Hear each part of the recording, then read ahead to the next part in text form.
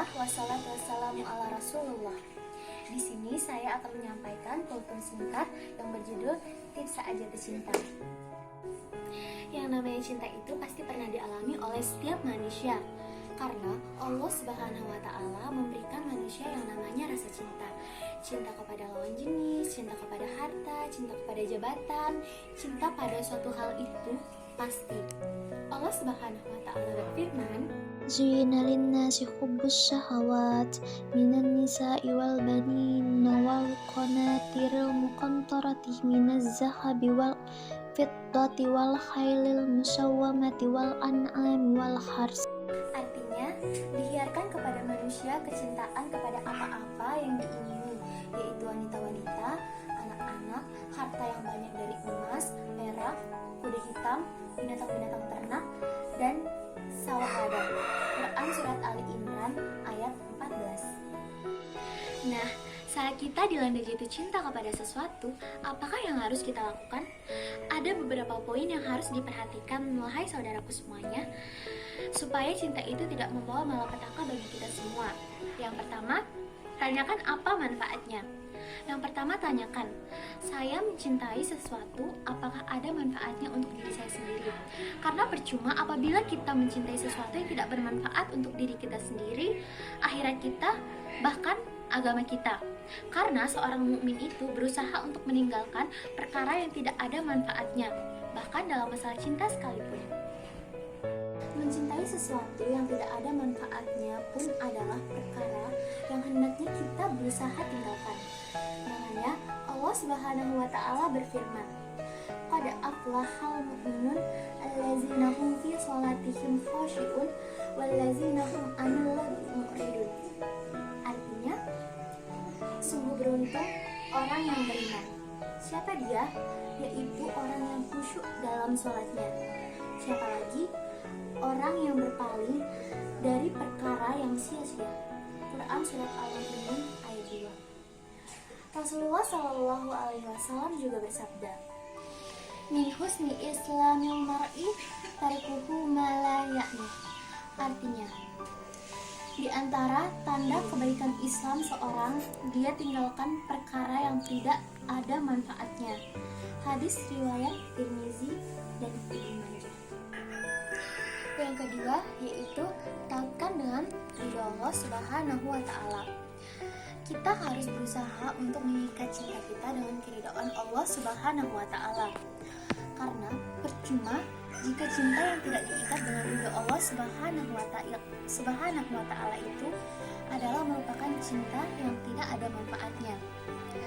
Al-Imam Ibnu Qayyim rahimullah dalam kitab beliau yang sangat bagus menyebutkan, beliau mengatakan ada 10 perkara yang tidak ada manfaatnya. Apakah 10 perkara itu?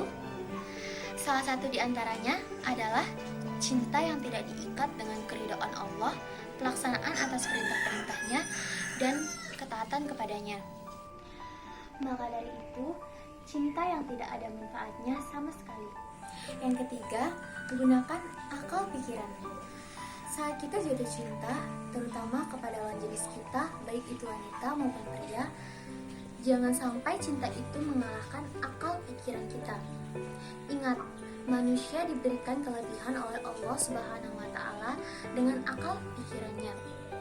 Akal pikiran bisa menjadi lumpuh total saat ia dikuasai oleh syahwat. Ketika syahwat menguasai, seringkali akal pikiran itu lumpuh total. Lihat saja pemuda-pemudi yang sedang jatuh cinta. Mereka beranggapan bahwa pasangannya lah yang terbaik menurut mereka. Terkadang 1000 nasihat yang diberikan oleh orang-orang yang lebih berpengalaman sekalipun tidak akan didengarkan, bahkan akan dihiraukan oleh mereka. Kenapa? Karena akal pikiran mereka sudah tumbuh akibat daripada cinta tersebut, yang ternyata cinta tersebut tidak diikat dengan keridhaan Allah Subhanahu wa Ta'ala. Maka jangan sampai cinta tersebut menghilangkan akal pikiran kita. Tetap kita berpikir secara jernih. Apakah cinta ini sesuatu yang diridhoi oleh Allah Subhanahu wa Ta'ala ataukah tidak? Maka saudara-saudaraku sekalian, Saat kita jatuh cinta, hendaklah atau cobalah kita berpikir apa manfaat daripada cinta tersebut untuk diri kita sendiri. Yang keempat, kehilangan kesempatan untuk berzikir kepada Allah Subhanahu wa Ta'ala. Kita senantiasa merenung. Saat saya jatuh cinta, saya sering ingat dia, ingat dia, ingat dia, dan ingat dia. Masya Allah, bayangkan ketika kita mengingat dia dan senantiasa mengingat dia, berapa banyak kesempatan yang hilang untuk berzikir kepada Allah Subhanahu wa Ta'ala. Bahkan ada sepasang sejoli yang sampai-sampai sangat jatuh cinta, sampai-sampai dalam setiap keadaan selalu mengingat pasangannya. Bayangkan, coba kalian bayangkan apa yang akhirnya akan terjadi. Mengingat wanita ataupun lelaki yang bukan mahramnya saja itu sudah dosa. Padahal belum tentu jodoh di sisi Allah Subhanahu wa Ta'ala dan belum tentu itu yang terbaik. Maka subhanallah, coba kita merenung berapa banyak kalau begitu kesempatan untuk berzikir kepada Allah Subhanahu wa Ta'ala yang telah hilang. Na'udzubillah. Dan yang kelima, terjerumus ke dalam kesyirikan. Yang lebih mengerikan lagi, dan ini adalah poin yang harus sangat diperhatikan.